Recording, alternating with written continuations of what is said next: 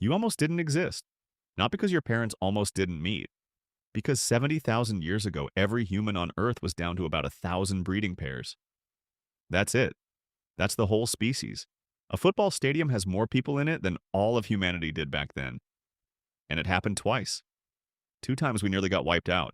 And most people have no clue this is how we survived. Okay, rewind. 2 million years ago, we're not us yet. We're these hairy little primates figuring out how to walk on two legs. Fire? Not invented. Wheel? Not for another 2 million years. We're just trying not to get eaten. And a lot's trying to eat us. Saber-toothed cats. Cave hyenas. Giant hyenas were the size of a lion. We were the size of a sandwich. We were prey, not predators. Then the climate goes sideways. Ice sheets start creeping down from the north. The temperature drops. Food disappears. And our little population starts dropping. Fast. Scientists reckon we hit our first bottleneck around 900,000 years ago. Down to maybe 1,300 individuals worldwide. For 1,000 generations, that's like the population of a single town, being all the humans anywhere on Earth. For 30,000 years, imagine you're the last person in your whole town. And every other town on Earth is also basically empty, and it stays that way for longer than recorded history. That's how close we got to just ending. So what pulled us back? Tools. We started making better ones, sharper, more specific.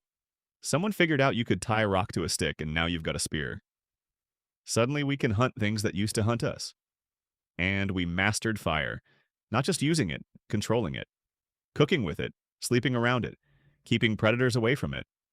A cave with a fire in it is basically a 5-star hotel for a hominin. Our population starts creeping back up. Slowly.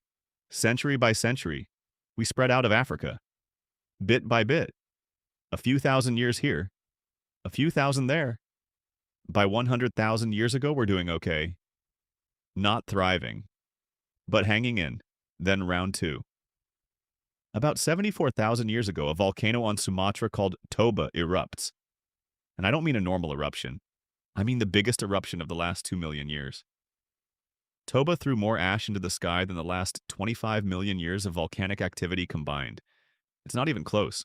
Ash covered the entire Indian subcontinent under 6 meters of gray powder. The sky went dark. For years. Global temperatures dropped by up to 15 degrees Celsius in some places. Plants died. Then the animals that eat plants died. Then the animals that eat those animals died. And us? We got hit hard. Some geneticists think we crashed down to as few as 3,000 breeding individuals.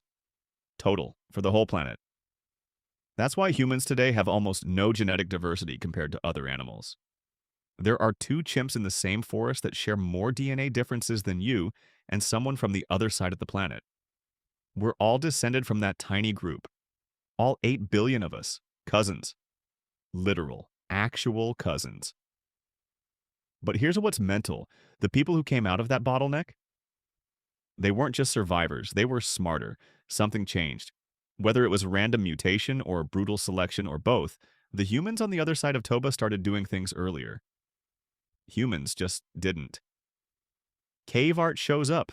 Real art, not just scratches. Full scenes, animals, hunting stories, music. There are 40,000-year-old flutes made from bird bones. Someone in a cave taught themselves to play the flute. Jewelry, beads, necklaces. People started caring about how they looked. Burials. We started burying our dead. With flowers. With things they liked. That's when we started asking why. Why we're here. What happens when we die? Whether there's something else out there. And once we started asking, we didn't stop. We spread across every continent. Even the ones we shouldn't have been able to reach. Humans got to Australia 65,000 years ago. That's a 100-kilometer boat trip across open ocean. Nobody knows how we did it that early. We reached Siberia, then walked across a land bridge to the Americas. Within a few thousand years, humans were in the southern tip of South America, from Africa to Patagonia, on foot. By 15,000 years ago, we were killing mammoths for fun. Then we started keeping animals instead of hunting them. Agriculture, cities, writing, math. Every step took less time than the one before. 2 million years to make a spear.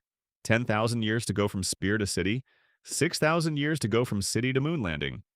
We went from cave paintings to spacecraft in a genetic blink. And now you're watching this on a piece of glass that fits in your hand. All because a few thousand ancestors of yours, huddled around a fire in Africa, didn't die. If any one of them had, if a single one had frozen to death or been eaten or slipped off a cliff, you wouldn't be here. Nobody you love would be here. This video wouldn't exist. Humanity would just be a curious layer of bones in the dirt. We got lucky, and we got smart. But here's the thing they don't teach you in school. Every species that's ever existed on Earth has gone extinct. Every single one, except the ones alive right now. 99.9% of species that ever existed are gone. We're not immune to that math. The humans who survived the bottleneck did it because we were tiny and adaptable. Now we're 8 billion. Not tiny, not that adaptable. We survived one apocalypse. Two, actually. Question is whether we'd survive the next one. Next episode, how the first cities changed everything about being human. Subscribe, cousin.